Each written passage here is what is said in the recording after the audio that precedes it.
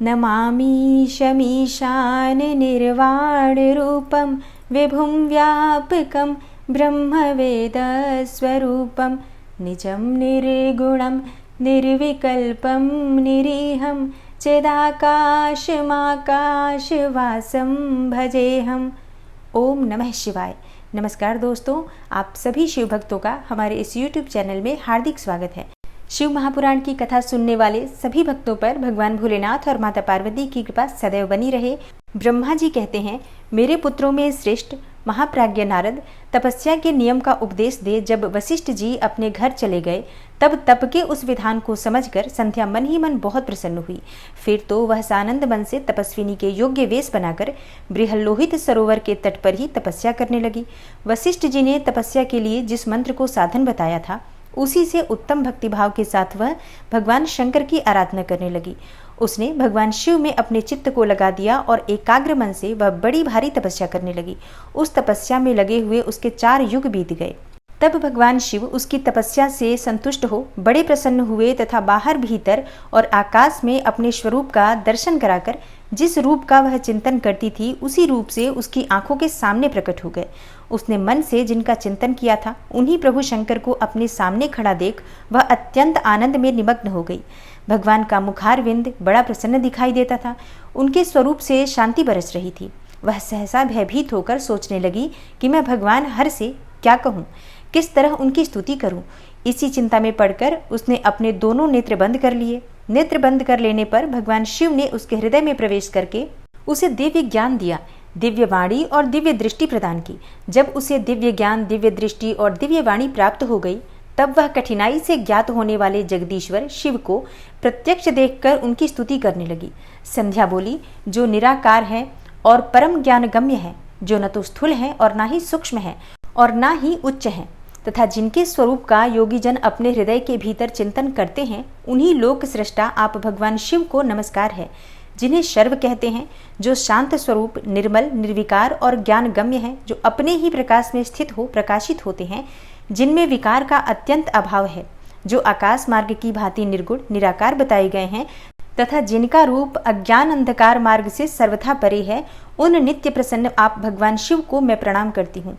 जिनका रूप एक अद्वितीय, शुद्ध, बिना माया के प्रकाशमान, सच्चिदानंदमय, सहज निर्विकार, नित्यानंदमय, सत्य, ऐश्वर्य से युक्त, प्रसन्न तथा लक्ष्मी को देने वाला है, उन आप भगवान शिव को नमस्कार है। जिनके स्वरूप की ज्ञान रूप से ही उद्भावना की जा सकती है, जो इस जगत से सर्वथा भिन्न है एवं सत्व प्रधान, ध्यान के योग्य, आत्मस्वरूप, सारभूत, सबको पार लगाने वाला तथा पवित्र वस्तुओं में भी परम पवित्र है, उन आप महेश्वर को मेरा नमस्कार है। आपका जो स्वरूप शुद्ध, मनोहर, रत्नमय, आभूषणों से विभूषित तथा स्वच्छ कर्पूर के समान गौर वर्ण है, जिसने अपने हाथों में वर, अभय, शूल और मुंड धारण कर रखा है, उस दिव्य चिन्मय सगुण साकार विग्रह से सुशोभित आप योग युक्त भगवान शिव को नमस्कार है। आकाश, पृथ्वी, दिशाएं, जल, तेज तथा काल, ये जिनके रूप हैं, उन आप महेश्वर को नमस्कार है। प्रधान प्रकृति और पुरुष जिनके शरीर से प्रकट हुए हैं, अर्थात वे दोनों जिनके शरीर हैं, इसलिए जिनका यथार्थ रूप अव्यक्त, बुद्धि आदि से परे हैं, उन भगवान शंकर को बारंबार नमस्कार है। जो ब्रह्मा होकर जगत की सृष्टि करते हैं, जो विष्णु होकर संसार का पालन करते हैं तथा जो रुद्र होकर अंत में इस सृष्टि का संहार करेंगे, उन्हीं आप भगवान सदाशिव को बारंबार नमस्कार है। जो कारण के भी कारण है, दिव्य अमृत रूप ज्ञान तथा अणिमा आदि ऐश्वर्य प्रदान करने वाले हैं, समस्त लोकांतरों को वैभव देने वाले हैं, स्वयं प्रकाश रूप हैं तथा प्रकृति से भी परे हैं, उन परमेश्वर शिव को नमस्कार है, नमस्कार है। यह जगत जिनसे भिन्न नहीं कहा जाता, जिनके चरणों से पृथ्वी तथा अन्यान्य अंगों से संपूर्ण दिशाएं, सूर्य, चंद्रमा, कामदेव एवं अन्य देवता प्रकट हुए हैं और जिनकी नाभि से अंतरिक्ष का आविर्भाव हुआ है, उन्हीं आप भगवान शंभु को मेरा नमस्कार है। हे प्रभु, आप ही सबसे उत्कृष्ट परमात्मा हैं, आप ही नाना प्रकार की विद्याएं हैं, आप ही हर यानी संहार करता है, आप ही सद्ब्रह्म तथा पर ब्रह्म है। आप सदा विचार में तत्पर रहते हैं, जिनका न आदि है, न मध्य है और न ही अंत है, जिनसे सारा जगत उत्पन्न हुआ है तथा जो मन और वाणी के विषय नहीं है, उन महादेव जी की स्तुति मैं कैसे कर सकूंगी। ब्रह्मा आदि देवता तथा तपस्या के धनी मुनि भी जिनके रूपों का वर्णन नहीं कर सकते, उन्हीं परमेश्वर का वर्णन अथवा स्तवन मैं कैसे कर सकती हूँ। हे प्रभु, आप निर्गुण हैं, मैं मूढ़ स्त्री आपके गुणों को कैसे जान सकती हूँ। आपका रूप तो ऐसा है जिसे इंद्र सहित संपूर्ण देवता और असुर भी नहीं जानते हैं। हे महेश्वर, आपको नमस्कार है। तपोमय, आपको नमस्कार है। हे देवेश्वर शंभो, मुझ पर प्रसन्न होइए, आपको बारंबार मेरा नमस्कार है। ब्रह्मा जी कहते हैं, हे नारद, संध्या का यह स्तुतिपूर्ण वचन सुनकर उसके द्वारा भली भांति प्रशंसित हुए भक्त वत्सल परमेश्वर शंकर बहुत प्रसन्न हुए। उनका शरीर वल्कल और मृग चर्म से ढका हुआ था। मस्तक पर पवित्र जटाजूट शोभा पा रहा था। उस समय पाले के मारे हुए कमल के समान उसके कुम्हलाए हुए मुख को देखकर भगवान हर दया से द्रवित हो उससे इस प्रकार बोले। महेश्वर ने कहा, हे भद्रे, मैं तुम्हारी इस उत्तम तपस्या से बहुत प्रसन्न हूँ। शुद्ध बुद्धि वाली देवी, तुम्हारे इस स्तवन से भी मुझे बड़ा संतोष प्राप्त हुआ है। अतः इस समय अपनी इच्छा के अनुसार कोई वर मांगो। जिस वर से तुम्हें प्रयोजन हो तथा जो तुम्हारे मन में हो उसे मैं यहाँ अवश्य पूर्ण करूँगा। तुम्हारा कल्याण हो, मैं तुम्हारे व्रत नियम से बहुत प्रसन्न हूँ। प्रसन्न चित्त महेश्वर का यह वचन सुनकर अत्यंत हर्ष से भरी हुई संध्या उन्हें बारंबार प्रणाम करके बोली, हे महेश्वर, यदि आप मुझे प्रसन्नतापूर्वक वर देना चाहते हैं, यदि मैं वर पाने के योग्य हूँ, यदि पाप से शुद्ध हो गई हूँ तथा देव, यदि इस समय आप मेरी तपस्या से प्रसन्न हैं तो मेरा मांगा हुआ यह पहला वर सफल करें। हे देवेश्वर, इस आकाश में पृथ्वी आदि किसी भी स्थान में जो प्राणी हैं वे सबके सब जन्म लेते ही काम भाव से युक्त न हो जाएं। हे नाथ, मेरी सकाम दृष्टि कहीं न पड़े। मेरे जो पति हों वे भी मेरे अत्यंत सुहृद हों, और मेरे पति के अतिरिक्त जो भी पुरुष मुझे सकाम भाव से देखें उसके पुरुषत्व का नाश हो जाए, वह तत्काल नपुंसक हो जाए। निष्पाप संध्या का यह वचन सुनकर प्रसन्न हुए भक्तवत्सल भगवान शंकर ने कहा, हे देवी संध्ये, सुनो भद्रे, तुमने जो जो वर मांगा है वह सब तुम्हारी तपस्या से संतुष्ट होकर मैंने दे दिया। प्राणियों के जीवन में मुख्यतः 4 अवस्थाएं होती हैं। पहली शैशवावस्था, दूसरी कौमारावस्था और तीसरी यौवनावस्था और चौथी वृद्धावस्था। तीसरी अवस्था प्राप्त होने पर देहधारी जीव काम भाव से युक्त होंगे। कहीं कहीं दूसरी अवस्था के अंतिम भाग में भी प्राणी सकाम हो जाएंगे। तुम्हारी तपस्या के प्रभाव से मैंने जगत में सकाम भाव के उदय की यह मर्यादा स्थापित कर दी है, जिससे देहधारी जीव जन्म लेते ही कामासक्त न हो जाएं, और तुम भी इस लोक में वैसे दिव्य सती भाव को प्राप्त करो जैसा कि तीनों लोकों में दूसरी किसी स्त्री के लिए संभव नहीं होगा। पानी ग्रहण करने वाले पति के सिवा जो कोई भी पुरुष तुम्हें सकाम होकर देखेगा वह तत्काल नपुंसक होकर दुर्बलता को प्राप्त हो जाएगा। तुम्हारे पति महान तपस्वी तथा दिव्य रूप से संपन्न एक महाभाग महर्षि होंगे जो तुम्हारे साथ 7 कल्पों तक जीवित रहेंगे। तुमने मुझसे जो जो वर मांगे थे वे सब मैंने पूर्ण कर दिए। अब मैं तुमसे दूसरी बात कहूंगा जो पूर्व जन्म से संबंध रखती है। तुमने पहले से ही यह प्रतिज्ञा कर रखी है कि मैं अग्नि में अपने शरीर को त्याग दूंगी। उस प्रतिज्ञा को सफल करने के लिए मैं तुम्हें एक उपाय बताता हूँ, उसे निसंदेह करो। मुनिवर मेधातिथि का एक यज्ञ चल रहा है जो 12 वर्षों तक चालू रहने वाला है। उसमें अग्नि पूर्णतया प्रज्वलित है। तुम बिना विलंब किए उसी अग्नि में अपने शरीर का उत्सर्ग कर दो। इसी पर्वत की उपत्यका में चंद्रभागा नदी के तट पर तापसाश्रम में मुनिवर मेधातिथि महायज्ञ का अनुष्ठान करते हैं। तुम स्वच्छंदता पूर्वक वहां जाओ। मुनि तुम्हें वहां देख नहीं सकेंगे और मेरी कृपा से तुम मुनि की अग्नि से प्रकट हुई पुत्री होगी। और तुम्हारे मन में जिस किसी स्वामी को प्राप्त करने की इच्छा हो उसे हृदय में धारण करके उसी का चिंतन करते हुए तुम अपने शरीर को उस यज्ञ की अग्नि में होम दो। हे संध्ये, जब तुम इस पर्वत पर 4 युगों तक के लिए कठोर तपस्या कर रही थी, उन्हीं दिनों उस चतुर्युगी का सत्ययुग बीत जाने पर त्रेता के प्रथम भाग में प्रजापति दक्ष के बहुत सी कन्याएं हुई। उन्होंने अपनी उन सुशीला कन्याओं का यथा योग्य वरों के साथ साथ विवाह कर दिया। उनमें से 27 कन्याओं का विवाह उन्होंने चंद्रमा के साथ किया। चंद्रमा अन्य सब पत्नियों को छोड़कर केवल रोहिणी से प्रेम करने लगे। इसके कारण क्रोध से भरे हुए दक्ष ने जब चंद्रमा को शाप दे दिया तब समस्त देवता तुम्हारे पास आए, परंतु हे संध्ये, तुम्हारा मन तो मुझ में लगा हुआ था। अतः तुमने ब्रह्मा जी के साथ आए हुए उन देवताओं पर दृष्टिपात ही नहीं किया। तब ब्रह्मा जी ने आकाश की ओर देखकर चंद्रमा पुनः अपने स्वरूप को प्राप्त करें यह उद्देश्य मन में रखकर उन्हें शाप से छुड़ाने के लिए एक नदी की सृष्टि की जो चंद्र या चंद्रभागा नदी के नाम से विख्यात हुई। चंद्रभागा के प्रादुर्भाव काल में ही महर्षि मेधातिथि यहाँ उपस्थित हुए थे। तपस्या के द्वारा उनकी समानता करने वाला न तो कोई हुआ है, न है और न होगा ही। उन महर्षि ने महान विधि विधान के साथ दीर्घ काल तक चलने वाले ज्योतिषोम नामक यज्ञ का आरंभ किया है। उसमें अग्निदेव पूर्ण रूप से प्रज्वलित हो रहे हैं। उसी आग में तुम अपने शरीर को डाल दो और परम पवित्र हो जाओ। ऐसा करने से इस समय तुम्हारी वह प्रतिज्ञा पूर्ण हो जाएगी। इस प्रकार संध्या को उसके हित का उपदेश देकर देवेश्वर भगवान शिव वहीं अंतर्ध्यान हो गए। ब्रह्मा जी कहते हैं, हे नारद, जब वर देकर भगवान शंकर अंतर्ध्यान हो गए तब संध्या भी उसी स्थान पर गई जहां मुनि मेधातिथि यज्ञ कर रहे थे। भगवान शंकर की कृपा से उसे किसी ने वहां नहीं देखा। उसने उस तेजस्वी ब्रह्मचारी का स्मरण किया जिसने उसके लिए तपस्या की विधि का उपदेश दिया था। हे महामुने, पूर्व काल में महर्षि वशिष्ठ ने मुझ परमेष्ठी की आज्ञा से एक तेजस्वी ब्रह्मचारी का वेश धारण करके उसे तपस्या करने के लिए उपयोगी नियमों का उपदेश दिया था। संध्या अपने को तपस्या का उपदेश देने वाले उन्हीं ब्रह्मचारी ब्राह्मण वशिष्ठ को पति रूप में मन में रखकर उस महायज्ञ में प्रज्वलित अग्नि के समीप गई। उस समय भगवान शंकर की कृपा से मुनियों ने उसे नहीं देखा। ब्रह्मा जी की वह पुत्री बड़े हर्ष के साथ उस अग्नि में प्रविष्ट हो गई। उसका पुरोडासमय शरीर तत्काल दग्ध हो गया और उस पुरोडास की अलक्षित गंध सब ओर फैल गई। तब अग्नि ने भगवान शंकर की आज्ञा से उसके स्वर्ण जैसे शरीर को जलाकर शुद्ध करके पुनः सूर्यमंडल में पहुंचा दिया। तब सूर्य ने पितरों और देवताओं की तृप्ति के लिए उसे 2 भागों में विभक्त करके अपने रथ में स्थापित कर दिया। हे मुनीश्वर, उसके शरीर का ऊपरी भाग प्रातः संध्या हुआ, जो दिन और रात के बीच में पड़ने वाली आदि संध्या है, तथा उसके शरीर का शेष भाग सायं संध्या हुआ, जो दिन और रात के मध्य में होने वाली अंतिम संध्या है। सायं संध्या सदा ही पितरों को प्रसन्नता प्रदान करने वाली होती है और सूर्योदय से पहले जब अरुणोदय हो और प्राची के क्षितिज में लाली छा जाए तब प्रातः संध्या प्रकट होती है, जो देवताओं को प्रसन्न करने वाली है। जब लाल कमल के समान सूर्य अस्त हो जाते हैं उसी समय सदा सायं संध्या का उदय होता है, जो पितरों को आनंद प्रदान करने वाली है। परम दयालु भगवान शिव ने उसके मन सहित प्राणों को दिव्य शरीर से युक्त देहधारी बना दिया। जब मुनि के यज्ञ की समाप्ति का अवसर आया तब वह अग्नि की ज्वाला में महर्षि मेधातिथि को तपाए हुए सुवर्ण की सी कांति वाली पुत्री के रूप में प्राप्त हुई। मुनि ने बड़े आमोद के साथ उस समय उस पुत्री को ग्रहण किया। हे मुने, उन्होंने यज्ञ के लिए उसे नहलाकर अपनी गोद में बिठा लिया। शिष्यों से भरे हुए महामुनि मेधातिथि को वहां बड़ा आनंद प्राप्त हुआ। उन्होंने उसका नाम अरुंधति रखा।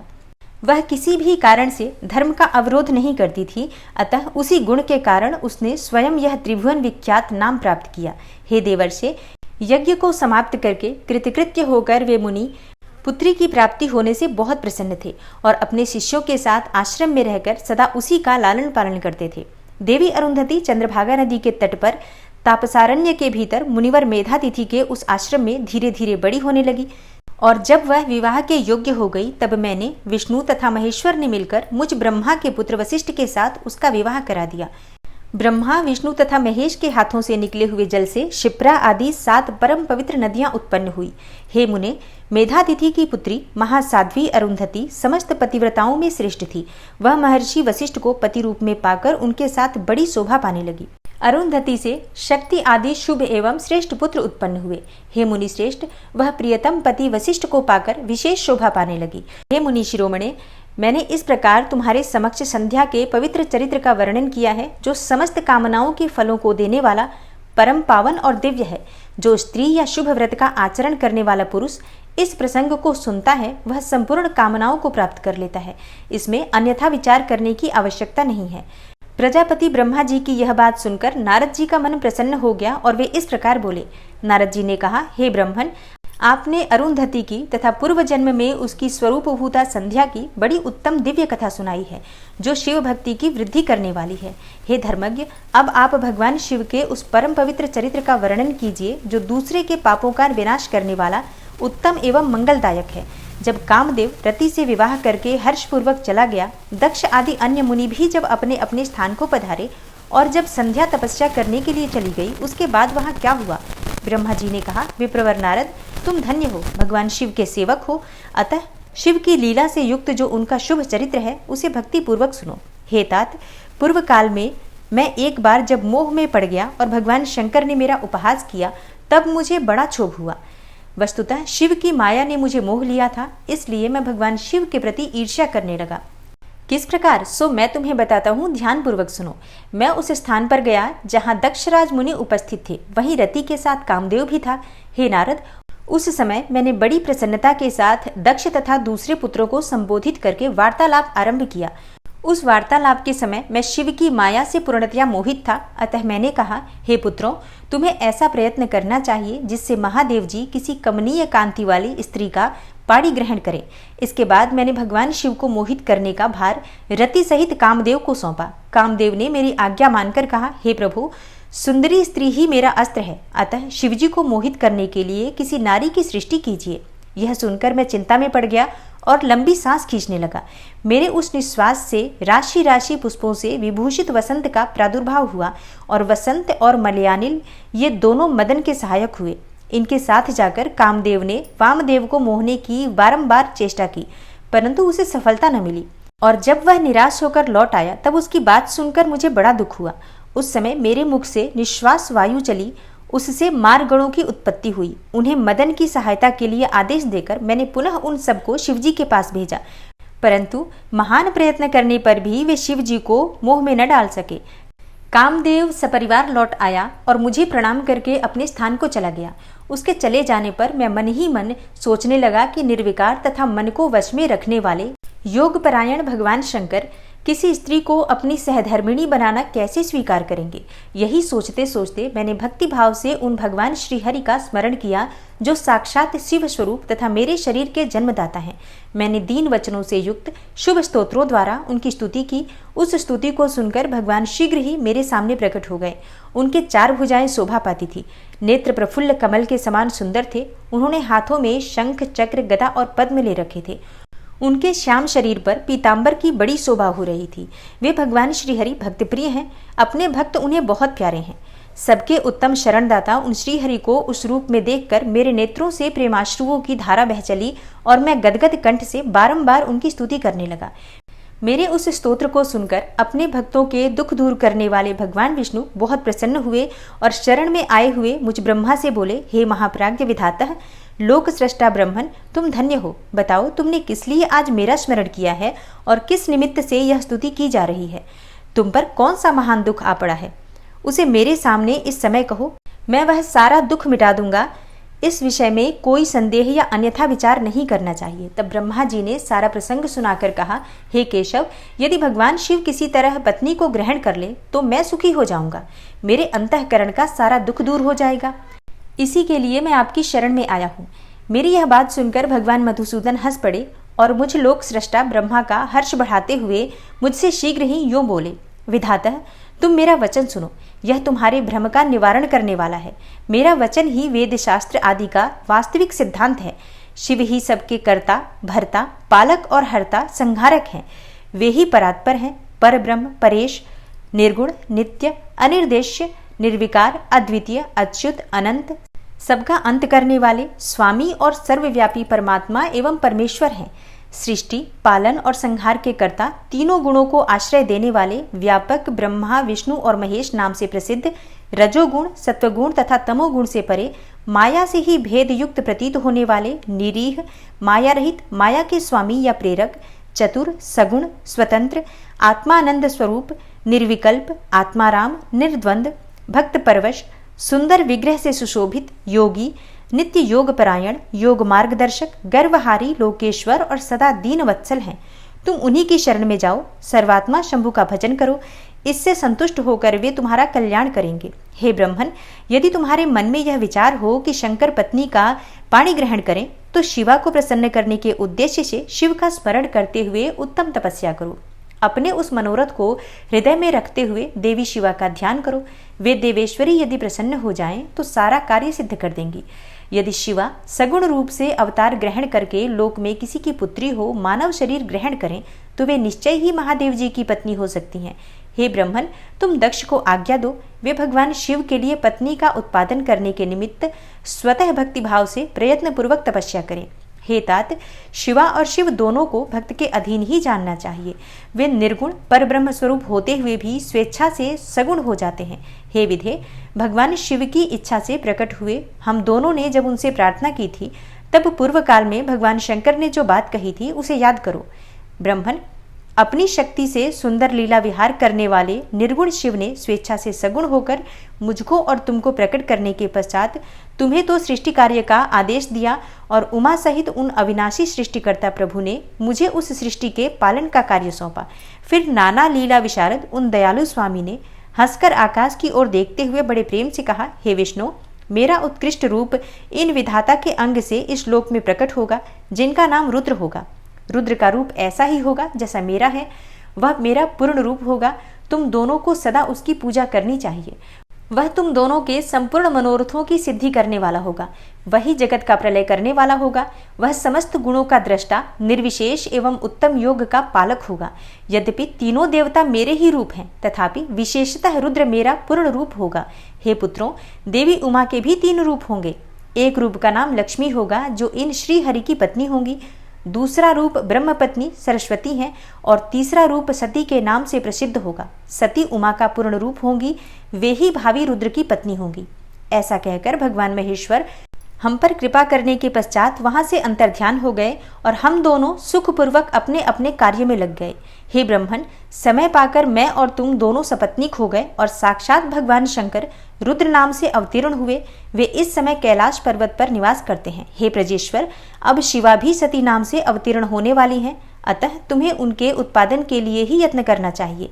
ऐसा कहकर मुझ पर बड़ी भारी दया करके भगवान विष्णु अंतर्ध्यान हो गए और मुझे उनकी बातें सुनकर बड़ा आनंद प्राप्त हुआ। नारद जी ने पूछा, पूज्य पिताजी, दृढ़तापूर्वक उत्तम व्रत का पालन करने वाले दक्ष ने तपस्या करके देवी से कौन सा वर प्राप्त किया? वे देवी किस प्रकार दक्ष की कन्या हुई? ब्रह्मा जी कहने लगे, हे नारद, तुम धन्य हो। इन सभी मुनियों के साथ भक्तिपूर्वक इस प्रसंग को सुनो। मेरी आज्ञा पाकर उत्तम बुद्धि वाले महाप्रजापति दक्ष ने क्षीर सागर के उत्तम तट पर स्थित हो देवी जगदम्बिका को पुत्री के रूप में प्राप्त करने की इच्छा तथा उनके प्रत्यक्ष दर्शन की कामना लिए उन्हें हृदय मंदिर में विराजमान करके तपस्या प्रारंभ की। दक्ष ने मन को संयम में रखकर दृढ़तापूर्वक कठोर व्रत का पालन करते हुए शौच, संतोष आदि नियमों से युक्त होकर 3000 दिव्य वर्षों तक तप किया। वे कभी जल पीकर रहते तो कभी हवा पीते थे और कभी सर्वथा उपवास करते थे। भोजन के नाम पर कभी सूखे पत्ते चबा लेते थे। हे मुनि श्रेष्ठ नारद, तदनंतर यम नियमादि से युक्त हो जगदम्बा की पूजा में लगे हुए दक्ष को देवी शिवा ने प्रत्यक्ष दर्शन दिया।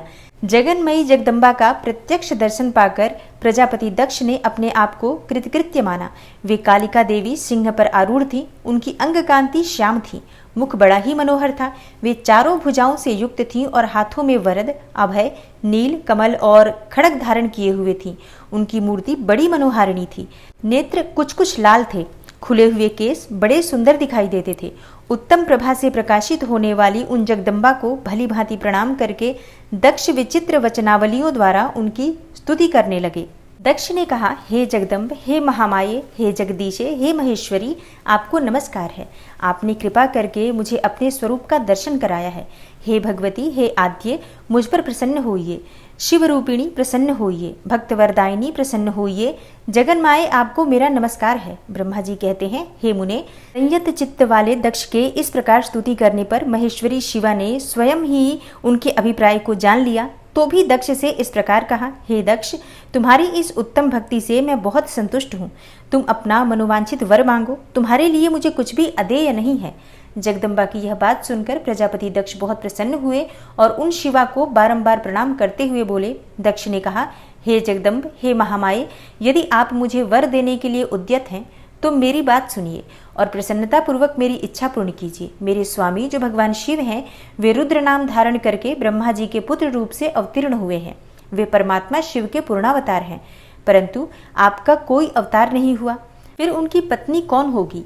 अतः शिवे, आप भूतल पर अवतीर्ण होकर उन महेश्वर को अपने रूप लावण्य से मोहित कीजिए। हे देवी, आपके सिवा दूसरी कोई स्त्री रुद्रदेव को कभी मोहित नहीं कर सकती, इसलिए आप मेरी पुत्री होकर इस समय महादेव जी की पत्नी होइए। इस प्रकार सुंदर लीला करके आप हर मोहिनी अर्थात भगवान शिव को मोहित करने वाली बनिए। हे देवी, यही मेरे लिए वर है। केवल मेरे ही स्वार्थ की बात है ऐसा नहीं सोचना चाहिए, इसमें मेरे ही साथ संपूर्ण जगत का भी हित है। ब्रह्मा, विष्णु और शिव में से ब्रह्मा जी की प्रेरणा से मैं यहाँ आया हूँ। प्रजापति दक्ष का यह वचन सुनकर जगदम्बिका शिवा हंस पड़ी और मन ही मन भगवान शिव का स्मरण करके यूं बोली। देवी ने कहा, तात प्रजापते, हे दक्ष, मेरी उत्तम बात सुनो। मैं सत्य कहती हूँ, तुम्हारी भक्ति से अत्यंत प्रसन्न हो तुम्हें संपूर्ण मनोवांछित वस्तु देने के लिए उद्यत हूँ। हे दक्ष, यद्यपि मैं महेश्वरी हूँ, तथापि तुम्हारी भक्ति के अधीन हो तुम्हारी पत्नी के गर्भ से तुम्हारी पुत्री के रूप में अवतीर्ण होंगी, इसमें कोई संशय नहीं है। हे अनघ, मैं अत्यंत दुस्सह तपस्या करके ऐसा प्रयत्न करूंगी जिससे महादेव जी का वर पाकर उनकी पत्नी हो जाऊं। इसके सिवा और किसी उपाय से कार्य सिद्ध नहीं हो सकता, क्योंकि वे भगवान सदाशिव सर्वथा निर्विकार हैं, ब्रह्मा और विष्णु के भी सेव्य हैं तथा नित्य परिपूर्ण रूप ही हैं। मैं सदा उनकी दासी और प्रिया हूँ। प्रत्येक जन्म में वे नाना रूपधारी शंभु ही मेरे स्वामी होते हैं। भगवान सदाशिव अपने दिए हुए वर के प्रभाव से ब्रह्मा जी की भ्रिकुटी से रुद्र के रूप में अवतीर्ण हुए हैं। मैं भी उनके वर से उनकी आज्ञा के अनुसार यहाँ अवतार लूंगी। हे तात, अब तुम अपने घर को जाओ। इस कार्य में जो मेरी दूती अथवा सहायिका होगी उसे मैंने जान लिया है। अब शीघ्र ही मैं तुम्हारी पुत्री होकर महादेव जी की पत्नी बनूंगी। दक्ष से यह उत्तम वचन कहकर मन ही मन शिव की आज्ञा प्राप्त करके देवी शिवा ने शिव के चरणार विंदों का चिंतन करते हुए फिर कहा, हे प्रजापते, परंतु मेरा एक प्रण है, उसे तुम्हें सदा मन में रखना चाहिए। मैं उस प्रण को सुना देती हूँ, तुम उसे सत्य समझो, मिथ्या न मानना। यदि कभी मेरे प्रति तुम्हारा आदर घट जाएगा तब उसी समय मैं अपने शरीर को त्याग दूंगी, अपने स्वरूप में विलीन हो जाऊंगी अथवा दूसरा शरीर धारण कर लूंगी। मेरा यह कथन बिल्कुल सत्य है। प्रजापते, प्रत्येक सर्ग या कल्प के लिए तुम्हें यह वर दे दिया गया, मैं तुम्हारी पुत्री होकर भगवान शिव की पत्नी बनूंगी। मुख्य प्रजापति दक्ष से ऐसा कहकर महेश्वरी शिवा उनके देखते देखते वहीं अंतर्ध्यान हो गई। दुर्गा जी के अंतर्ध्यान होने पर दक्ष भी अपने आश्रम को लौट गए और यह सोचकर प्रसन्न रहने लगे कि देवी शिवा मेरी पुत्री होने वाली है। ब्रह्मा जी कहते हैं, हे नारद, प्रजापति दक्ष अपने आश्रम पर जाकर मेरी आज्ञा पा हर्ष भरे मन से नाना प्रकार की मानसिक सृष्टि करने लगे। उस प्रजा सृष्टि को बढ़ती हुई न देख प्रजापति दक्ष ने अपने पिता मुझ ब्रह्मा से कहा। दक्ष बोले, हे ब्रह्मन, हे तात, हे प्रजानाथ, प्रजा बढ़ नहीं रही है। प्रभु, मैंने जितने जीवों की सृष्टि की थी वे सब उतने ही रह गए हैं। हे प्रजानाथ, मैं क्या करूं?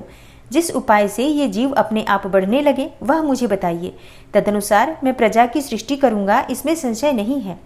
तब ब्रह्मा जी ने कहा, हे तात, हे प्रजापति दक्ष, मेरी उत्तम बात सुनो और उसके अनुसार कार्य करो। सुरश्रेष्ठ भगवान शिव तुम्हारा कल्याण करेंगे। हे प्रजेश, प्रजापति पंचजन वीरण की जो परम सुंदरी पुत्री असीकनी है उसे तुम पत्नी रूप से ग्रहण करो। स्त्री के साथ मैथुन धर्म का आश्रय ले तुम पुनः उस प्रजा सर्ग को बढ़ाओ। असीकनी जैसी कामिनी के गर्भ से तुम बहुत सी संतानें उत्पन्न कर सकोगे। तदनंतर मैथुन धर्म से प्रजा की उत्पत्ति करने के उद्देश्य से प्रजापति दक्ष ने मेरी आज्ञा के अनुसार वीरण प्रजापति की पुत्री के साथ विवाह किया और अपनी पत्नी वीरिणी के गर्भ से प्रजापति दक्ष ने 10,000 पुत्र उत्पन्न किए जो हर्यश्व कहलाए। हे मुने, वे सबके सब पुत्र समान धर्म का आचरण करने वाले हुए। पिता की भक्ति में तत्पर रहकर वे सदा वैदिक मार्ग पर ही चलते थे। एक समय पिता ने उन्हें प्रजा की सृष्टि करने का आदेश दिया। हे तात, तब वे सभी दाक्षायण नामधारी पुत्र सृष्टि के उद्देश्य से तपस्या करने के लिए पश्चिम दिशा की ओर गए। वहां नारायण सर नामक परम पावन तीर्थ है, जहां दिव्य सिंधु नद और समुद्र का संगम हुआ है। उस तीर्थ जल का ही निकट से स्पर्श करते उनका अंतःकरण शुद्ध एवं ज्ञान से संपन्न हो गया। उनकी आंतरिक मल राशि धुल गई और वे परमहंस धर्म में स्थित हो गए। दक्ष के वे सभी पुत्र पिता के आदेश से बंधे हुए थे, अतः मन को सुस्थिर करके प्रजा की वृद्धि के लिए वहां तप करने लगे। वे सभी सत्पुरुषों में श्रेष्ठ थे। हे नारद, जब तुम्हें पता लगा कि हर्यश्वगण सृष्टि के लिए तपस्या कर रहे हैं, तब भगवान लक्ष्मीपति के हार्दिक अभिप्राय को जानकर तुम स्वयं उनके पास गए और आदरपूर्वक यूं बोले, हे दक्ष पुत्र हर्यश्वगण, तुम लोग पृथ्वी का अंत देखे बिना सृष्टि रचना के लिए कैसे उद्यत हो गए? ब्रह्मा जी कहते हैं, हे नारद, हर्यश्व आलस्य से दूर रहने वाले थे और जन्म काल से ही बड़े बुद्धिमान थे।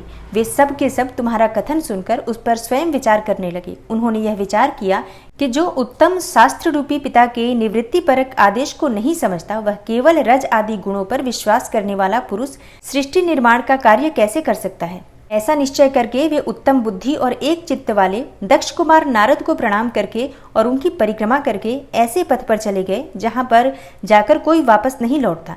हे नारद, तुम भगवान शंकर के मन हो और हे मुने, तुम समस्त लोकों में अकेले विचरा करते हो। तुम्हारे मन में कोई विकार नहीं है, क्योंकि तुम सदा महेश्वर की मनोवृत्ति के अनुसार ही कार्य करते हो। जब बहुत समय बीत गया तब मेरे पुत्र प्रजापति दक्ष को यह पता लगा कि मेरे सभी पुत्र नारद से शिक्षा पाकर नष्ट हो गए हैं, मेरे हाथ से निकल गए हैं। इससे उन्हें बड़ा दुख हुआ। वे बार बार कहने लगे, उत्तम संतानों का पिता होना शोक का ही स्थान है, क्योंकि श्रेष्ठ पुत्रों के बिछुड़ जाने से पिता को बड़ा कष्ट होता है। शिव की माया से मोहित होने से दक्ष को पुत्र वियोग के कारण बहुत शोक होने लगा। तब मैंने आकर अपने बेटे दक्ष को बड़े प्रेम से समझाया और सांत्वना दी। देव का विधान प्रबल होता है इत्यादि बातें बताकर उनके मन को शांत किया। मेरे सांत्वना देने पर दक्ष पुनः पंचजन कन्या असीकनी के गर्भ से शबलाश्व नाम के 1 सहस्त्र पुत्र उत्पन्न किए। पिता का आदेश पाकर वे पुत्र भी प्रजा सृष्टि के लिए दृढ़तापूर्वक प्रतिज्ञा पालन का नियम ले उसी स्थान पर गए जहां उनके सिद्धि को प्राप्त हुए बड़े भाई गए थे। नारायण सरोवर के जल का स्पर्श होने मात्र से उनके सारे पाप नष्ट हो गए, अंतःकरण में शुद्धता आ गई और वे उत्तम व्रत के पालक शबलाश्व ब्रह्म अर्थात प्रणव का जप करते हुए वहां बड़ी भारी तपस्या करने लगे।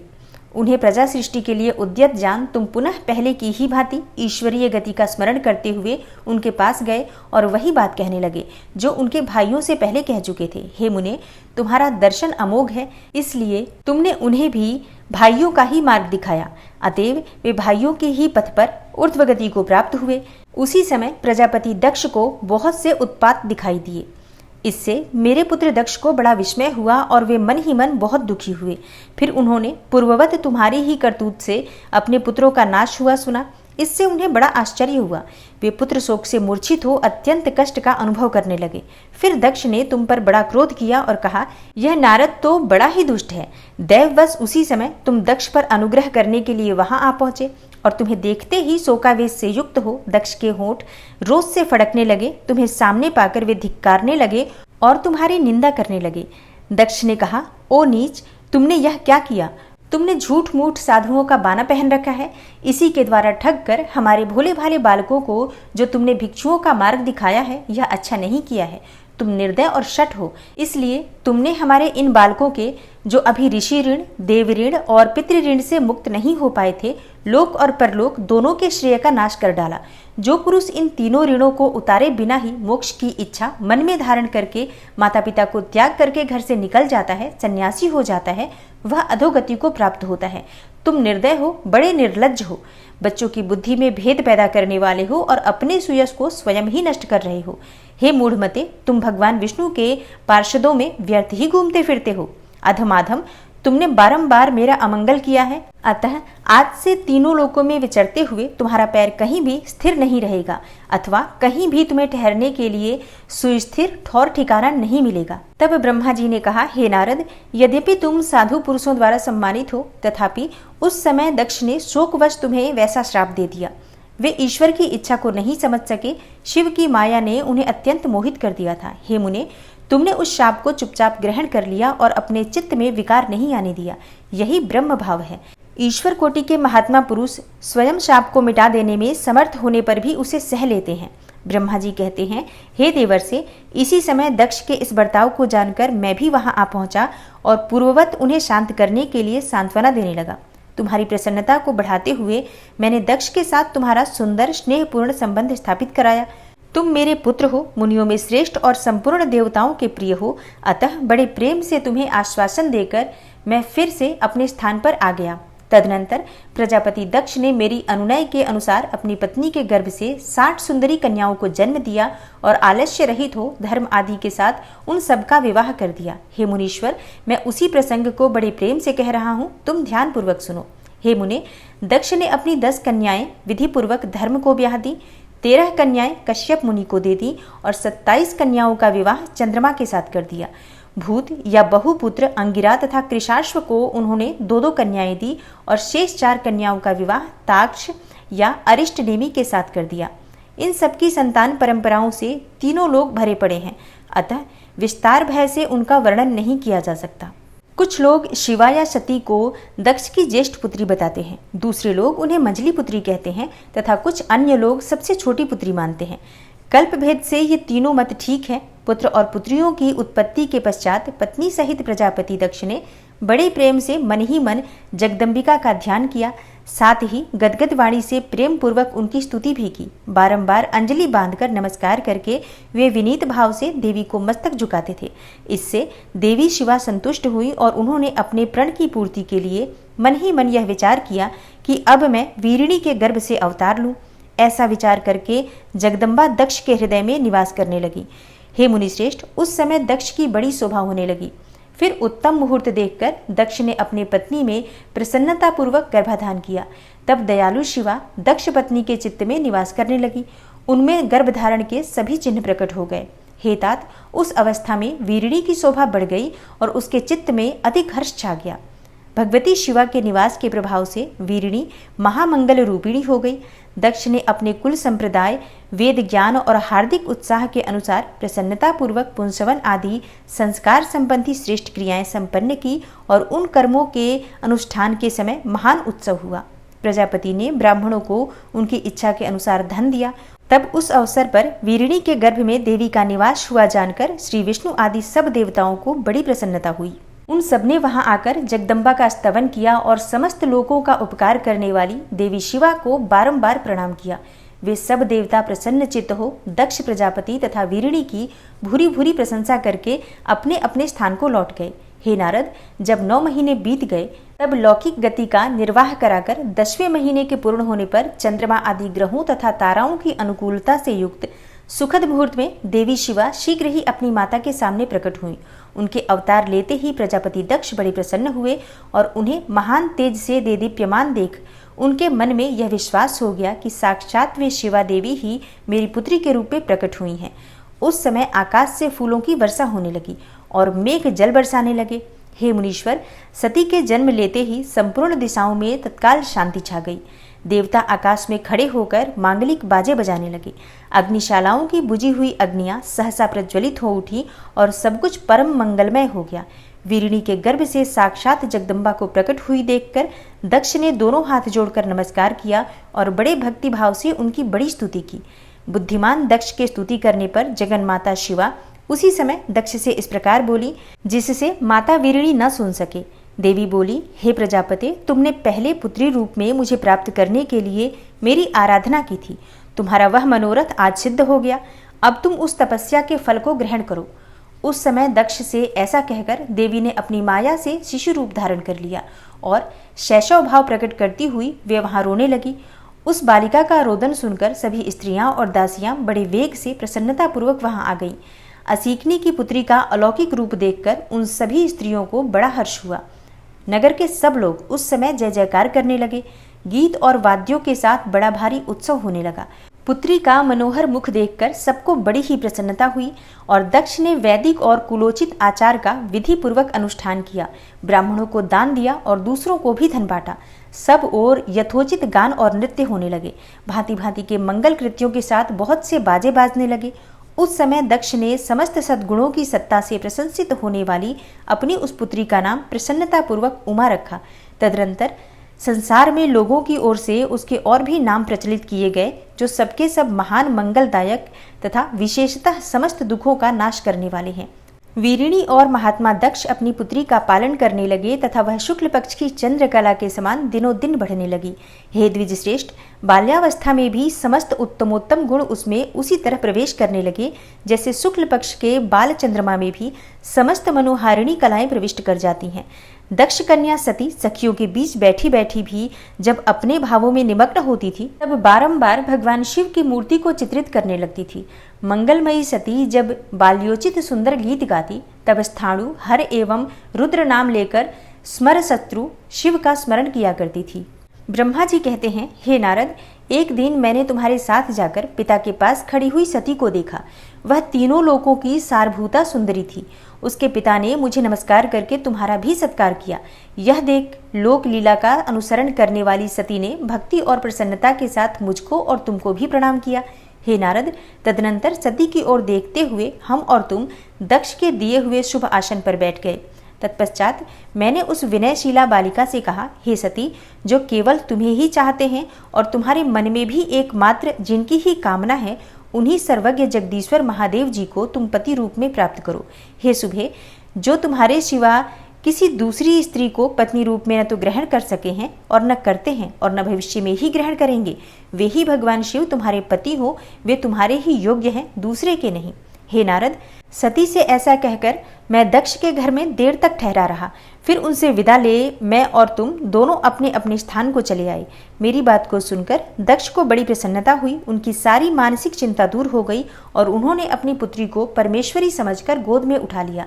इस प्रकार कुमारोचित सुंदर लीला विहारों से सुशोभित हुई भक्त वत्सला सती, जो स्वेच्छा से मानव रूप धारण करके प्रकट हुई थी, कौमारावस्था पार कर गई।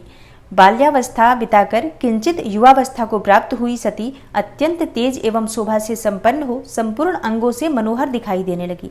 लोकेश दक्ष ने देखा कि सती के शरीर में युवावस्था के लक्षण प्रकट होने लगे हैं। तब उनके मन में यह चिंता हुई कि मैं महादेव जी के साथ इनका विवाह कैसे करूं। सती स्वयं भी महादेव जी को पाने की प्रतिदिन अभिलाषा रखती थी।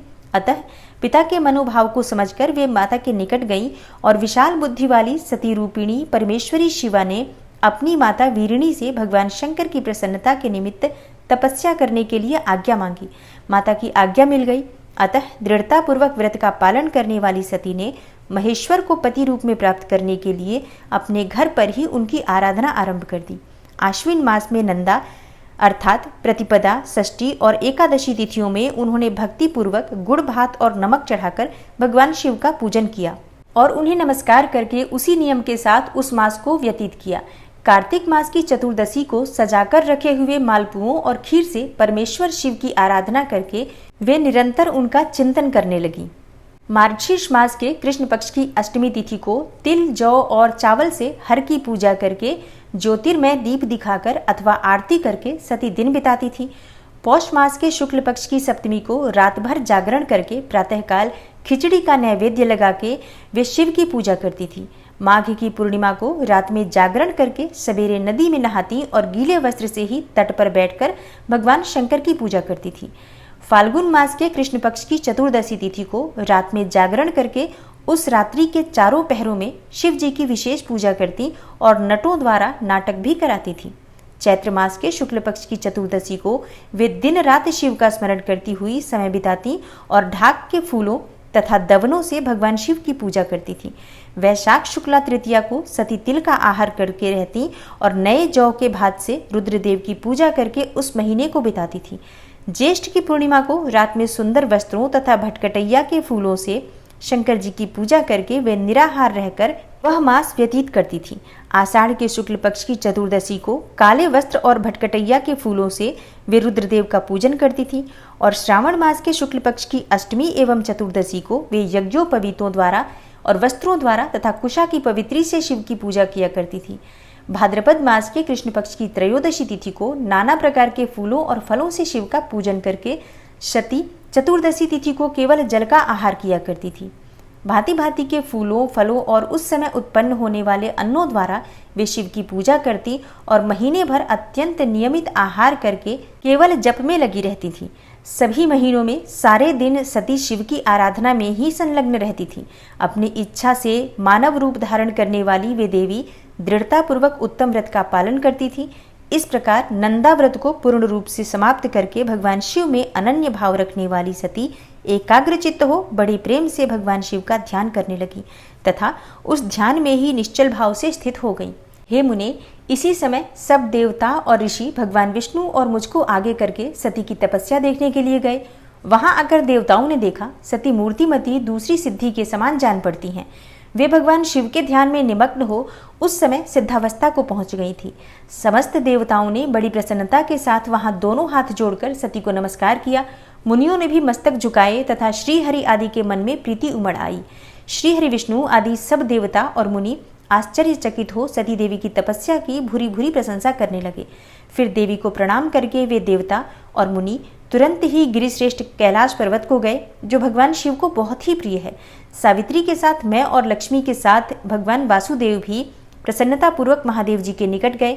वहां जाकर भगवान शिव को देखते ही बड़े वेग से प्रणाम करके सब देवताओं ने दोनों हाथ जोड़ विनीत भाव से नाना प्रकार के स्तोत्रों द्वारा उनकी स्तुति करके अंत में कहा, हे प्रभु, आपकी सत्व, रज और तम नामक जो 3 शक्तियां हैं, उनके राग आदि वेग असह्य हैं। वेद त्रयी अथवा लोक त्रयी आपका स्वरूप है।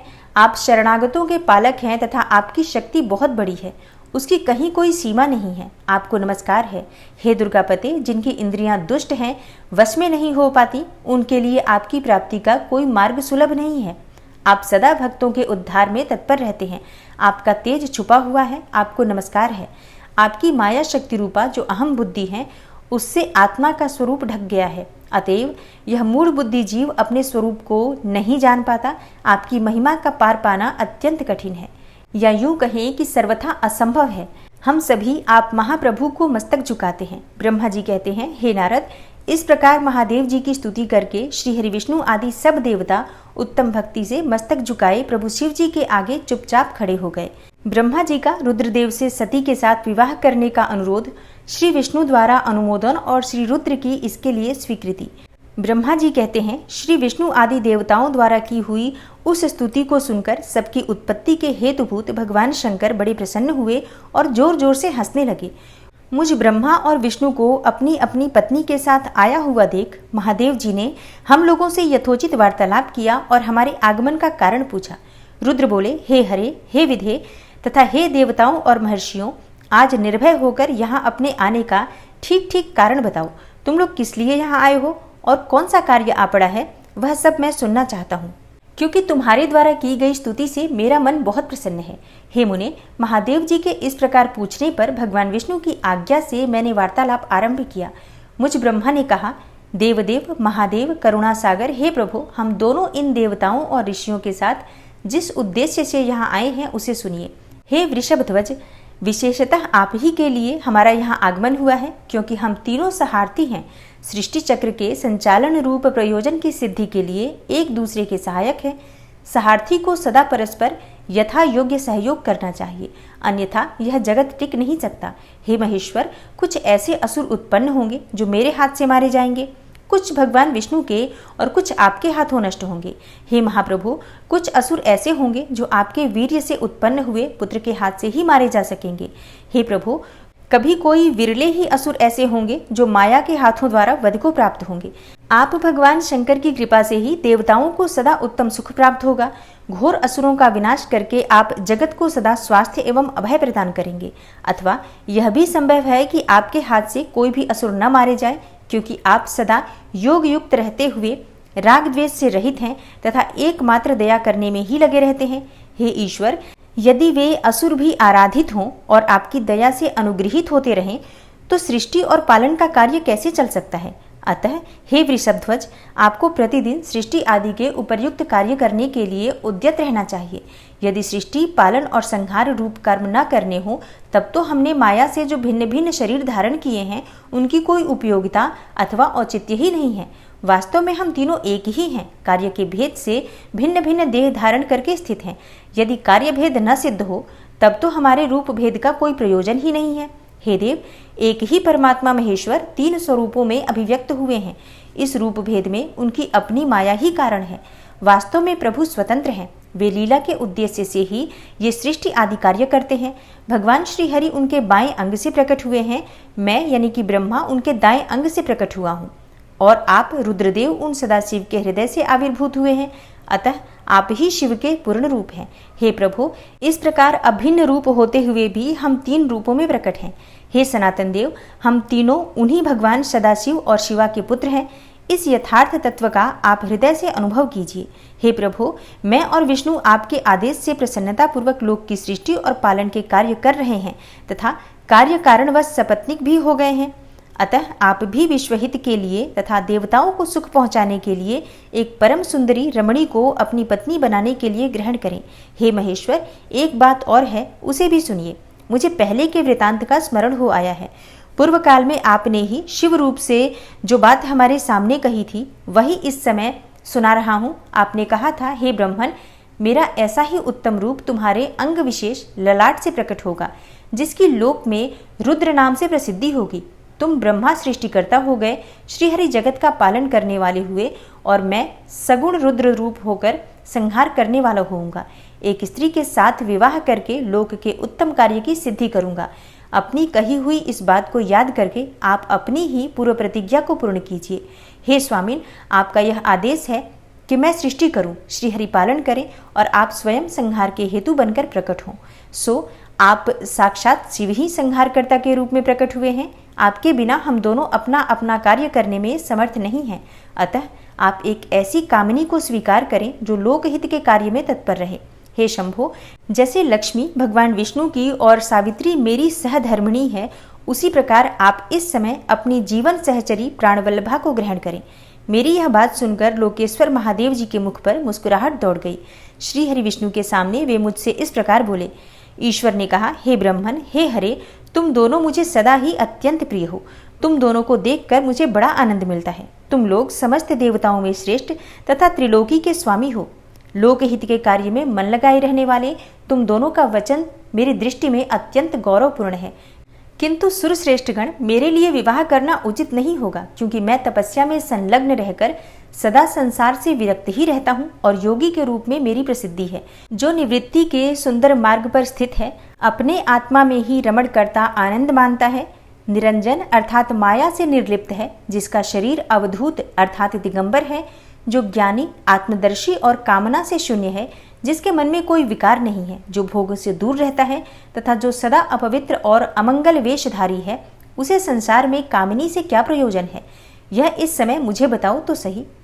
मुझे तो सदा केवल योग में लगे रहने पर ही आनंद आता है।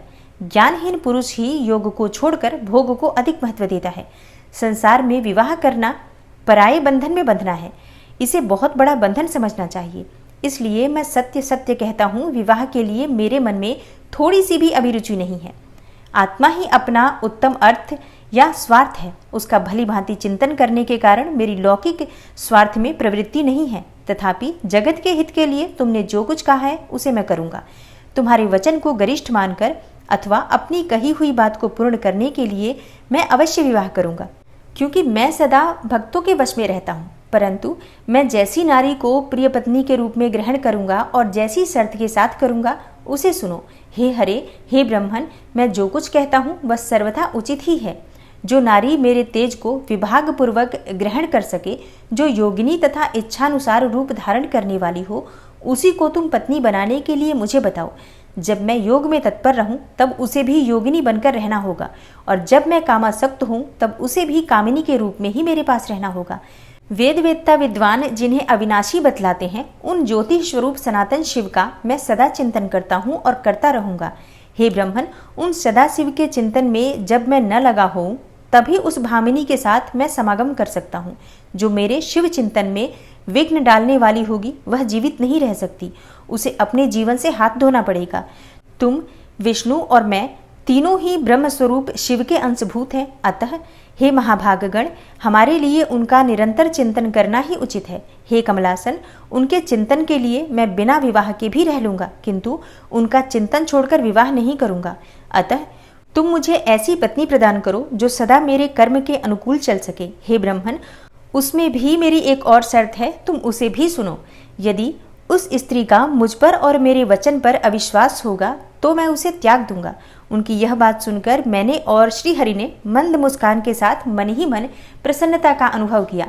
फिर मैं विनम्र होकर बोला, हे नाथ, हे महेश्वर, हे प्रभु, आपने जैसी नारी की खोज आरंभ की है, वैसी ही स्त्री के विषय में मैं आपको प्रसन्नता पूर्वक कह रहा हूँ। साक्षात सदाशिव की धर्मपत्नी जो उमा है, वे ही जगत का कार्य सिद्ध करने के लिए भिन्न भिन्न रूप में प्रकट हुई हैं। हे प्रभु, सरस्वती और लक्ष्मी, ये दो रूप धारण करके वे पहले ही यहाँ आ चुकी हैं। इनमें लक्ष्मी तो श्री विष्णु जी की प्राणवल्लभा हो गई और सरस्वती मेरी। अब हमारे लिए वे तीसरा रूप धारण करके प्रकट हुई हैं। हे प्रभु, लोकहित का कार्य करने की इच्छा वाली देवी शिवा दक्ष पुत्री के रूप में अवतीर्ण हुई हैं। उनका नाम सती है।